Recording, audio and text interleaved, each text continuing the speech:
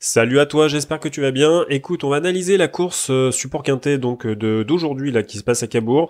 Donc 16 partants, corde à droite sur deux échelons de départ. Donc du 1 au 9, on fait 2750 mètres et du 10 au 16, on fait donc 25 mètres de plus. Donc tu vas voir, c'est une course qui manifestement est assez facile à analyser, surtout au niveau des favoris, on va dire, parce que voilà, je trouve il y a vraiment des chevaux qui se dégagent de cette course. Après, voilà, hein, pour les chevaux qui viennent après, bon bah c'est toujours pareil, quoi. Hein, va falloir, va falloir chercher, mais bon. Écoute, je te donne un peu mon analyse et puis tu verras ça toi-même. Allez, on commence. Numéro 1, Clemenza M, le Suédois. Écoute, c'est un Hongre de 6 ans, c'est un bon droitier. Il a couru sur le pied de 16,9 sur les 2850 mètres. Voilà, faut faire attention parce que il y a Dominique Lochneux, donc enfin c'est un entraînement de Dominique Lochneux de toute manière. Mais voilà, je trouve que ça mérite une note, on va dire, comme on peut dire un peu dans le jargon. Mais franchement, c'est pas non plus. Enfin bon, voilà. Enfin, pour moi, c'est un outsider, rien de plus, quoi. Ensuite, Aimé de Pervenche. Alors, Aimé de Pervenche, écoute, qu'est-ce qu'elle a fait, elle? Elle a fait 15,9 sur 2875 mètres et elle a déjà trotté 13,5 en rendant la distance sur ce parcours, d'accord?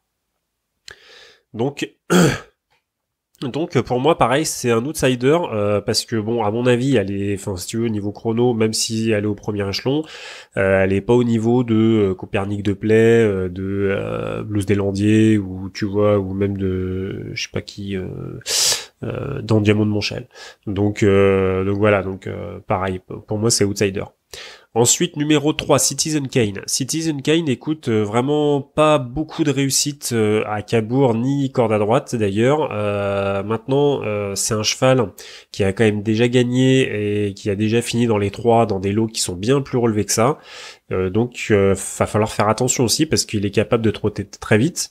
Et là, il est au premier échelon, donc va falloir s'en méfier aussi. Hein. Faut faire attention à ce genre de cheval, qui à mon avis va être délaissé à la cote. Ensuite, numéro 4, Copernic de Play. Bon, Copernic de Play, je pense, c'est même pas je pense, c'est sûr, c'est le favori, parce que c'est simple, c'est le seul cheval, là tu vois, il vient de finir premier à Cabourg, il a une musique en or massif, il vient de courir sur le pied de 13 à Cabourg en rendant la distance, d'accord sur cette distance-là, donc sur les 2775 mètres, il vient de courir sur le pied de 13, et en plus là il est au premier échelon, donc tu vois là c'est vraiment sa course clairement, hein, donc ça va être compliqué de le battre, mais tu sais comme moi les courses on sait pas ce qui s'y passe, donc c'est toujours très compliqué de donner un gagnant, voilà il faut faire des coups parce que surtout que à mon avis ce cheval il va être super joué, c'est même sûr, tu vois regarde je suis sur le PMU.fr là, tu vois à l'instant là il est 11h04, sa cote elle est à 1,7. Franchement, voilà. Est-ce que ça vaut le coup de mettre un ticket sur un cheval qui est 1,7, même si il a beaucoup de chances de gagner, à moins que tu mettes beaucoup d'argent dessus. Franchement, pose-toi la question. Alors ensuite, numéro 5, en diamant de Montchel. En diamant de Montchel, écoute, il vient de trotter 13,8 sur les 3000 mètres de Vichy, donc corde à droite. Et bah voilà, moi je dis attention aussi, hein, parce que avec Gabi Gilormini, ça se passe bien. Il a l'air d'être en bonne forme, donc il faut faire voilà. Pareil, hein, je pense que c'est une très bonne chance de la course. Hein. Ensuite, Brelan du Vivier. Écoute, Brelan du Vivier vient de changer d'entraînement. Là, l'entraîneur il fait appel à Franck Nivard. On est au premier poteau. Bon, il peut bien faire, mais si tu veux, vu ses dernières perfs, moi je trouve que c'est plutôt un outsider. Pour moi, ça vaut pas du Copernic de Play ou du Andiamo de Montchel. Donc voilà. Ensuite, numéro 7, Crêpe de Satin. Écoute, Crêpe de Satin, elle est ferrée. Moi, je laisse. Là, je pense que c'est pas du tout sa course, même si elle est au premier échelon. Numéro 8, Vanillette. Vanillette, écoute, 14 sur le réduction kilométrique, pardon, de 14,4 sur 2750 mètres. Donc tu vois, on est quand même loin de ce que fait Copernic de Play ou de ce que vient de faire en Diamant de Montchel. Maintenant, c'est une bonne chance, elle est en bonne forme. Donc bon, peut-être à 9 ans, tu vois, parce que quand même, Copernic de Play, il a quand même 6 ans, tu vois. Donc voilà, là, il y a le poids de l'âge quand même qui commence à se faire. Et puis, en Diamant de Montchel, il a 8 ans. Donc voilà, bon, franchement, pour moi c'est pareil quoi. C'est pas non plus une grosse base, hein, Vanillette. Hein. Mais bon. Ensuite, vent d'ouest. Écoute, les vents d'ouest, c'est un bon droitier, mais les chronos me semblent pas du tout au niveau de ce qui se fait là dans les autres chevaux là. Donc, et puis je trouve pas que ça soit une bonne période de forme actuelle. Donc, moi je préfère laisser, même s'il a la limite du recul et que voilà, il est au premier échelon, tout ce que tu veux. Allez, ensuite, là, on passe au deuxième échelon. Numéro 10, Darley du Rib. Darley du Rib, moi, je laisse, même si c'est un des plus jeunes. Enfin, c'est une des plus jeunes, puisque c'est une femelle. Pour moi, c'est plus une jumeau de montée, donc moi, je laisse. Ensuite, numéro 11, Blues des Landiers. Alors, Blues des Landiers, écoute, clairement, lui, c'est un rock, hein, donc faut pas tenir compte. Je crois qu'apparemment, c'est ce que j'avais vu, c'est qu'en fait, ça a accroché à Anguin la dernière fois. Mais c'est un cheval qui a déjà trotté sur le pied de 12,9 sur 2800 mètres, tu vois, donc plus vite que Copernic de Play sur 2775 mètres, qui avait trotté sur le pied de 13. Il a trotté, pareil, il a trotté sur le pied de 13 sur 2850 mètres. Alors ça, c'était à Vincennes, hein, d'accord. C'était pas à corde à droite, hein, mais c'est un bon droitier aussi. Hein. Derrière, il avait fini donc sur le pied de 13 derrière une Serena des Beaux Gamins. Donc moi je dis, faut faire attention, même si c'est jamais facile de rendre à distance à Cabourg. Voilà, il peut se faire ramener tranquillos et là ça peut faire mal, hein, parce que Blues Landy il est très rapide. Hein. Et surtout en plus de ça, il a beaucoup de tenue, il lâche rien. Hein, donc ça va être, c'est voilà, quand il sera lancé, ça va être dur de lui tenir la dragée haute. Allez, ensuite, numéro 12, Haribo Mix. Haribo Mix, écoute, il est déféré des antérieurs, je pense. Alors, c'est un bon droitier, il sait très très bien finir ses courses. Maintenant, je pense que Dominique Cordeau, il prépare autre chose. Voilà, je sais qu'il a couru le trophée vert, là, il y a pas très longtemps. Je me demande s'il prépare pas ça, en fait. Voilà, donc voilà, au deuxième échelon, comme ça, voilà, même si il peut être très efficace en se faisant bien ramener, moi, je préfère laisser. Ensuite, numéro 13, Vasco de Viette. Alors écoute, Vasco de Viette, c'est un cheval qui a couru sur le pied de 13,7 sur les 2875 mètres de la piste de Cabourg, donc c'est pas rien. Il a déjà gagné des lots qui sont plus relevés que ça sur la piste de Vincennes notamment. Et, et le problème, c'est que il a une forme absolument pourrie. On ne sait pas ce qui se passe. Voilà. Je suis allé un petit peu voir sur Génie là, quand même l'interview. D'habitude, je le fais pas, mais bon, là, j'y suis allé parce que je comprends pas trop ce qui se passe en fait avec ce cheval. Apparemment, le gars enfin son entraîneur là, je sais même plus comment il s'appelle, Fabrice Lercier. Ce qu'il raconte, c'est que en fait, le cheval semble bien au travail. Mais que quand il est en course, il a plus envie quoi. Voilà, il a plus envie. Donc apparemment, ils lui ont enlevé son bonnet. C'est ce que j'ai lu.